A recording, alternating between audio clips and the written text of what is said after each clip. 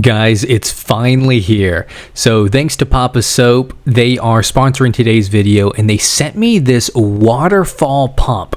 Now I have an outdoor mini pond that I had going this summer and I'm keeping some fish in there over the winter. And what we're looking at now is an unboxing of POPOSOAP's Waterfall feature. Now they have, this thing was really cool. Now essentially what it is, it's a box that adds a hose to it that connects to a pretty powerful pump that goes in your pond, and what will happen is water fills up that square box and then overfills the ledge and then falls down like a waterfall. It's a really simple setup, which means it's easy to put together, and I think that means that if things do break, right, it's going to be easy to repair.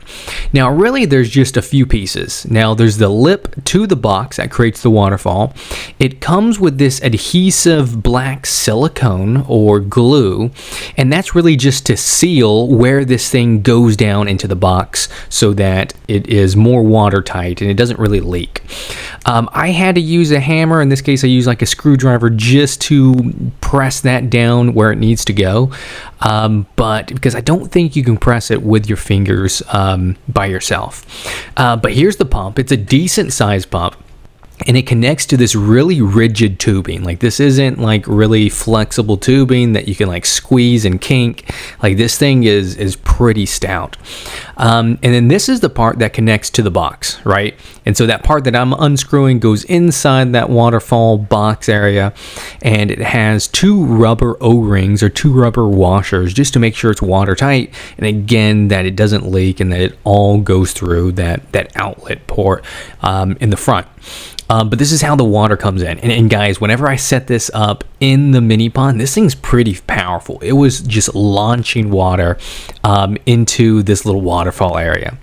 But guys, like, this is all that's all you have to do. You have to add the lip, then you have to connect the pump to the hose, and then you connect the hose to the box, and you're done.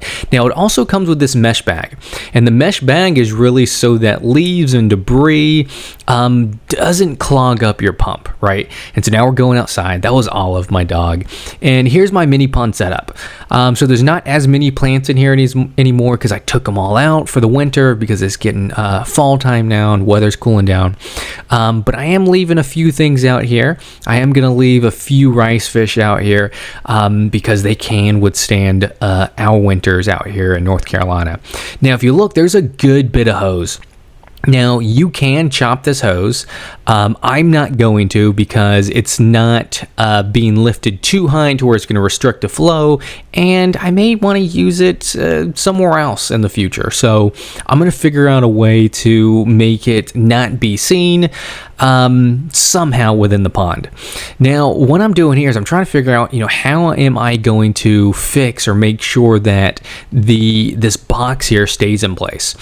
And since I'm right against my deck, what I'm going to do instead is I'm just going to get two L brackets, and I'm going to use those L brackets to hold the waterfall box in place. And so these are two L brackets. You can get them for like 40 cents at Lowe's. I think they come in like a 10 pack for, just a couple dollars. And I'm only drilling into the deck. I am not drilling into the box. And so what's essentially happening is the L bracket is just going to hold that box in place, so whenever it's filled with water, it doesn't tip into the mini pond and just no longer work. And I gotta say, it looks pretty good. Now, it doesn't blend in as smoothly, but I do plan on adding some plants in there next season, and I think it's going to hide that, and it's going to look really good. Now, this hose was really big, and I tried a few things on how I could hide it. I tried putting it behind that plant. There was just a number of things that I was trying to do to eventually get this hose like not within eyesight. I would recommend that if you know that this is what you're going to use it for and you're not going to move it, go ahead and cut it to size, and that way you don't have all this excess hose that you have to deal with. But if you're like me and want to let me keep it just in case, then you can. And what I did, I actually went and got a giant rock and I placed it on top of that hose. Here's the rock right here. So this is one of the rocks in my backyard. I've used rocks from my backyard in some of my scapes, and everything turns out fine. Now, remember, this hose is pretty rigid. So when I'm placing this rock on, it's not going to keek the hose. It's not going to indent it or anything like that, because this is a pretty stout hose. Now, I just plugged it in, and as you guys can see, it's a nice waterfall. But if you look up towards the top, you can see that this thing's pretty powerful. Like, it's launching water. Some of it's going outside the box and over towards the back. But overall, I think it looks really good. Now, you're definitely going to have to put something in here to kind of slow down the flow.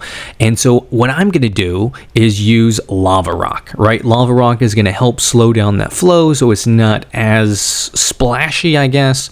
But it's also going to be just a great natural filter, and it's going to house a ton of beneficial bacteria.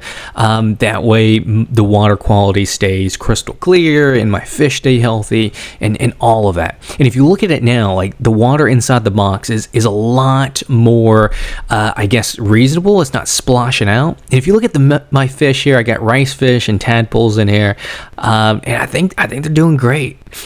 Here's a tadpole all the way against the wall, and then there's a couple rice fish.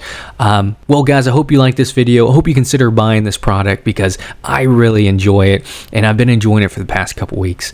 Thanks, guys, and I'll see you next time.